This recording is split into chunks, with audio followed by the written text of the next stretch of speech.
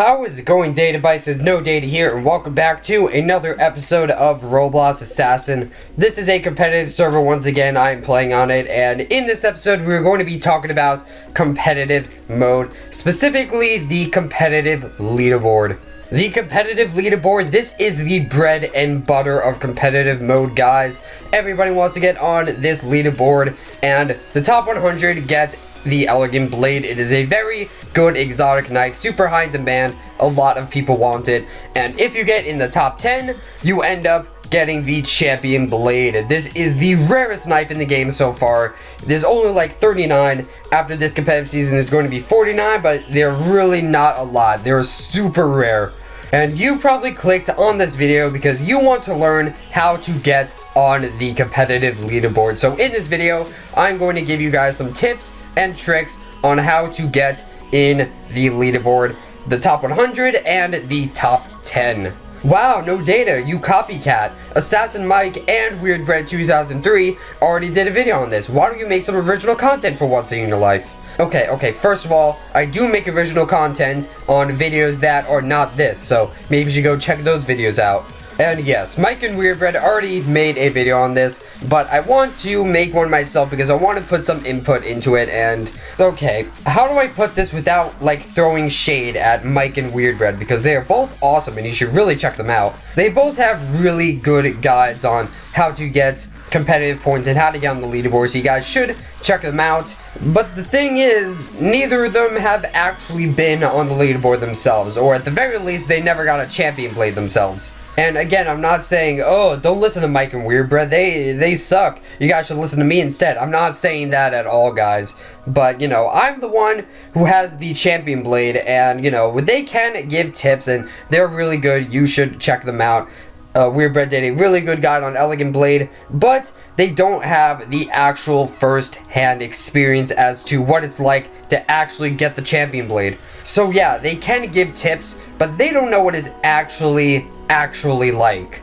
So again, after this video, you guys should check out their guides. But in this video, I'm going to give you guys the cold, hard truth, because I have a Champion Blade myself. I'm going to give you guys the truth. What is it actually like to get a Champion Blade? What do you have to do? What do you have to go through? How skilled do you have to be? Like, what do you have to experience? What must you do?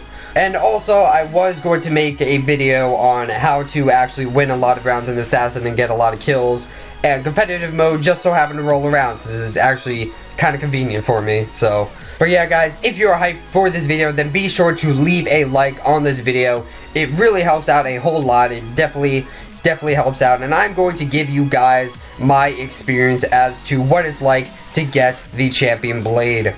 Now, most of this video is going to be about the Champion Blade, so we're going to get Elegant Blade out of the way first. Now, I did say this in the last video, so if you saw the last video, you already know what I'm going to say. But if you're going to get the Elegant Blade, all you really have to do, the Elegant Blade is really not that bad. All you have to do is get one elite case every day, guys. Alright, start out with like 0 tokens and keep playing until you have enough for one elite case, and then you're pretty much good for the day. Now, depending on your skill level, you might have to play a little more or a little less, you know, I don't really know. But for me, one elite case a day was actually more than enough, and I actually got like the top 50 at that point. If you guys don't remember, in January, I just got the Elegant Blade and not the Champion Blade. I got the Champion Blade in June 2017, but in January, I just went for the Elegant Blade, and one elite case per day was more than enough to get in the top 100. And also, guys, that is just really good for profit and like getting knives and stuff, because when you open one elite case a day, that is a guaranteed exotic every 6 days. And maybe you'll get lucky and open a mythic or something. I don't know how good your luck is, so yeah, if you're going for the Elegant Blade, you know, a couple hundred competitive points each day, one elite case each day, and you are good to go. You don't have to play a whole bunch, just try to be consistent, and just try to stay on that leaderboard. If you really do need to play more, then do what you have to do. But yeah, guys, we are now going to get into the nitty gritty. What you guys really want to hear is the Champion Blade. This is the rarest knife in the game, and it is hard to get, guys. Getting this knife is no small task. Now guys, the biggest misconception when it comes to getting on the top 10 and getting the champion blade is that you have to be super skilled. And like, yeah, you do have to have skill, but having skill is not the most important part of getting on the leaderboard, guys. This is something that not a lot of people talk about, but it is very important, guys. Trust me. The most important part to getting on the top 10 Roblox Assassin competitive leaderboard, the most important thing is time. Trust me, guys, I got a champion blade myself. I've talked to a lot of other people who have also gone on the top 10 themselves, and generally, we would talk about time, guys. You know, the most important thing is time, the dedication.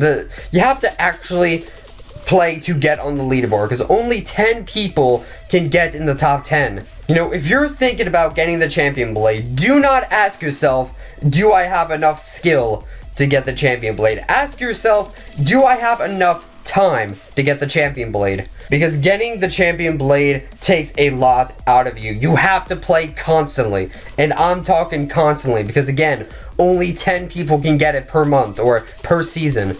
And you really don't have to be a god of the game. You don't have to win every single round. You don't even have to get a kill every single round. If you play this game a bunch, if you play competitive mode a bunch, you will probably get on the top 10 if you just keep going and just don't stop. You have to play every single day, pretty much all day, every day, really. You know, again, competitive assassin players will always talk about, like, how much time they have. How are they going to get their competitive points? How are they going to spend time doing it? What are they going to do to ensure that they get in the top 10 and stay in the top 10 until the end of the season where the prizes are rewarded? So how much time do you have to spend? Well, again, pretty much all day, every day, guys. If you want to get the champion blade, you know the life you have, the friends you made, you kind of have to throw away your life for a month or so. You know, I'm not going to sugarcoat it, guys. You really have to dedicate so much time to getting the champion blade. It is unbelievable. Now, I remember Weirdbread saying in his video that you need to play like 5 hours per day and get like a couple of elite cases, like 2 or 3. I kind of have to disagree with that. I think I would play in June. I would play for like 16 hours or so. And I would not get a couple of elite cases a day. I remember I would prestige. I would go up 2 prestiges every day. 2 full prestiges every day, which is pretty insane. And when I got the champion blade, I was number 2 on the leaderboard. You know, I didn't do the bare minimum, so I guess I did go above and beyond. But you get the point. You have to play a lot to actually get on the top 10. So yeah, you have to have the time, you have to have the motivation, and you really have to ask yourself, do I have time to actually get on the top 10? And unfortunately, for a lot of people, especially for this season in particular, the answer is no. Unfortunately, this is really not a good time for a competitive season, because it is May, guys. You know, we have school going on, we have like final exams to worry about, there's a lot going on. It's unfortunately not the best month to have a competitive season. The best time would most certainly be during the summer. I think July is definitely the best time for a season, and I really hope we have at least one competitive season during the summer. Whether it be June or July or August, I hope we at least get one, because I feel like it's kind of necessary to give pretty much everybody some time to play on Assassin. So yeah, even if you're just mediocre at the game, if you just spend a lot of time, you are probably going to get on the top 10. And even because if you just spend that much time in the game, you're eventually going to be good. If you just start out, even like if you're not that good, you will get better because you're just playing the game constantly. Your brain is just going to make you better because that's just how it is. Practice makes perfect, they say, and that definitely stands. There are people out there, when I got the champion blade at least, which was the first competitive season, so I was one of the first 10. There were people on the top 10 who never even played Assassin before, and they were on the top 10 because they just spent a lot of time doing it, and because of that, they just got better at the game naturally.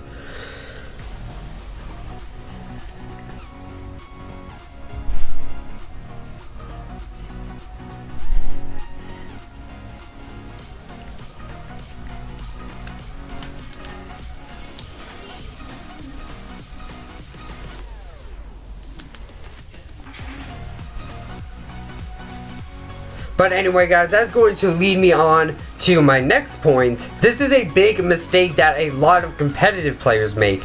So what a lot of hardcore, like competitive assassin players do is, in order to get on the leaderboard, they don't get a lot of sleep. They kind of just pull all-nighters. They really don't sleep a lot. They just pull all-nighters and they keep going. And my tip for you guys is, if you're trying to get the champion blade, make sure you get a lot of sleep, because, you know, skill is not the most important thing, but you do kind of want your brain to function. Like when you pull all-nighters like that, you know, you get so tired that you just can't play the game anymore because you're just so tired. So what did I do?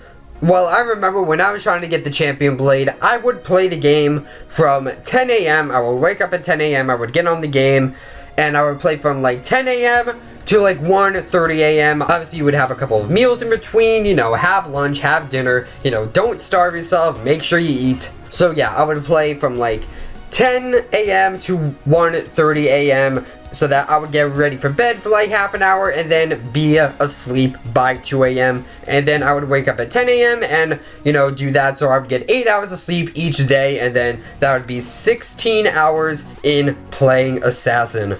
And this was during the summer, of course. You know, during school, it was a bit of a different story. Actually, you know, part of the Assassin season for me, it was like near the end of school, which is actually pretty stressful. But, you know, once school ended, which was like during the middle of that season, I was able to pick my game up a bit and, you know, start up that schedule. But yeah, obviously, this little schedule that I was doing from 10 a.m. to 1:30, that was obviously when school was not in session. But yeah, guys, spend a lot of time, but don't tire yourself out. You know, make sure that you're actually kind of awake so that you can actually play a little bit. And, you know, when you're awake, you can, like, improve on the game. You can, like, learn how to play a bit more. So make sure you get some sleep, but do spend a lot of time.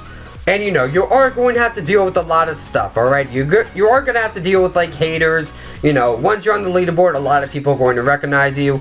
You are going to find a lot of people that just want to kill you.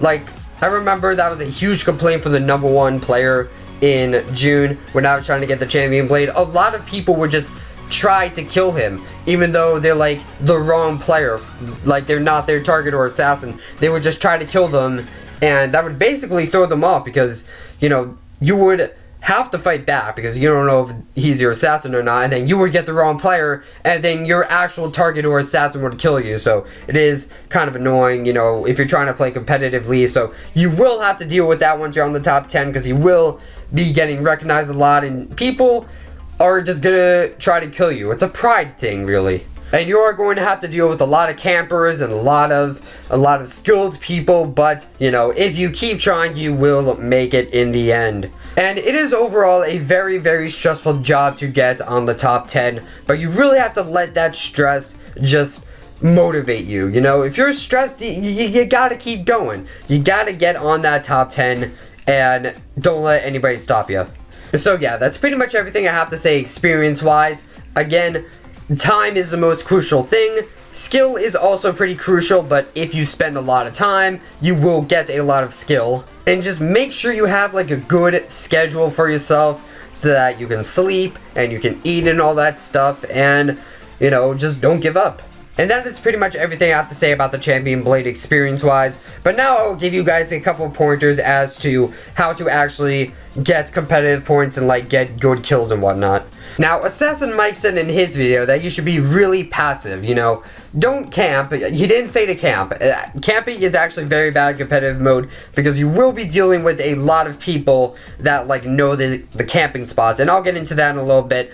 But Mike said to be, like, really passive about it. You know, walk around, try to get, like, a couple kills, but really, you just want to get that win so you can get those 3 points. And whether you should be passive or aggressive is kind of a difficult thing to handle. I feel like it just depends on play style, you know. Even people on the leaderboard, they all have their different play styles. You know, they just do what they want to do and they get on the leaderboard. What I personally do is I play very, very aggressively. You know, I get in there and I try to get at least a couple of kills, so I get at least a couple of competitive points for the rounds, and that I can get practice actually getting some kills, because if you're aggressive, you can actually get some experience getting those kills. And then once you're really good at getting kills and you're aggressive, you can get a bunch of kills and get that win, and you'll just get a bunch of competitive points. But again, you know, that question is kind of dependent on play style and just how you perform overall. Again, I personally play very aggressively. If I'm trying to get the top 10, I get in there, I try to get those kills, I play very aggressively. But, you know, Assassin Mike isn't necessarily wrong when he says that you should play passive. I really feel like it's very dependent on play style. So, you know, you can listen to me or listen to Mike on that. Just, you know, do what you think is best. Do what gets the most points for you. Maybe try out both. You know, do a couple of experiments and do what gives you the most competitive points for you. But yeah, do not camp in one spot. That is awful. And to get those kills, you really have to predict your enemy's movement. Now, really, most of the skills to actually winning an assassin round and getting a lot of kills, again, that is kind of something time-based. You know, the more time you spend on it, you will just naturally get better. Like, it's hard to put those tips into words, but basically you really have to predict your enemy's movement, because the assassin knife does not move at the speed of light. So you can't just aim your cursor at the enemy. You have to be one step ahead of him. You have to predict where your enemy is going to go and throw your knife there so that your enemy kind of walks into that knife. So your cursor kind of has to be a bit ahead of them so that you know where they're going. And how do you know that? Well, again, you know, you kind of get used to other people's play styles. You know, when you play Assassin, a lot of people just have the same play style. Some of them just camp in a corner and just like peek out and throw knives, and then a lot of those guys have like a really predictable pattern, so you know when to throw the knife. Some people kind of just jump around and you're able to predict where they're going to jump. Again, that is kind of something that you just learn by playing the game. And also when you play the game, you really learn those camper spots, because a lot of people camp in Roblox Assassin competitive mode, and once you play that, you kind of know the like camping spots that a lot of people stay in, because campers, they generally stay in the same spot every time, so you're able to adapt to that and really just know when to expect campers. Again, that is kind of a time thing.